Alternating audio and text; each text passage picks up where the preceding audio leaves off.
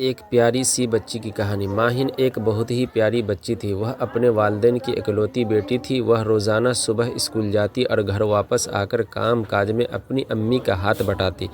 ایک دن ماہن اسکول تاخیر سے پہنچی تو ٹیچر نے اسے بہت ڈانٹا اور وقت پر آنے کی تاکید کی، لیکن اب تو روز یہی ہونے لگا۔ ماہن سب سے آخر میں اسکول پہنچتی اور مس سے خوب ڈانٹ کھاتی، لیکن اصل وجہ نہیں بتاتی تھی کہ کہیں اسے بہانہ نہ سمجھ لیا جائے۔ پھر ماہن پورے ایک ہفتے اسکول نہیں آئی۔ بچے مختلف باتیں کرنے لگے۔ وہ روزانہ ٹیچر سے لیٹ آنے پر ڈانٹ کھاتی تھی۔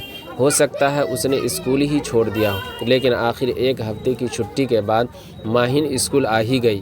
آج وہ کلاس میں سب سے پہلے آئی تھی۔ ٹیچر کلاس میں داخل ہوئی تو سب بچوں نے اٹھ کر انہیں سلام کیا۔ مس نے سلام کا جواب دیا اور وہ ماہن کو دیکھ کر چونک گئی۔ انہوں نے ماہن کو اپنے پاس بلایا اور کہا، ویسے تو تم روزانہ اسکول دیر سے آتی تھی اور آج پورے ایک ہفتے کے بعد آئی ہو۔ دل بھر گیا تمہارا چھٹیوں سے۔ مس غصے سے اسے ڈانٹے جا رہی تھی اور ماہن کی آنکھوں سے آنسو بہہ رہے تھے۔